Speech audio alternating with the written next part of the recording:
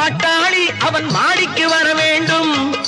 பஞ்சம் என்பது இல்ல வாழ்வை பாரதம் பெற வேண்டும். பாடுபட்டவன் பாட்டாளி அவன் மாடிக்கு வர வேண்டும். பஞ்சம் என்பதே இல்ல வாழ்வை பாரதம் பெற வேண்டும்.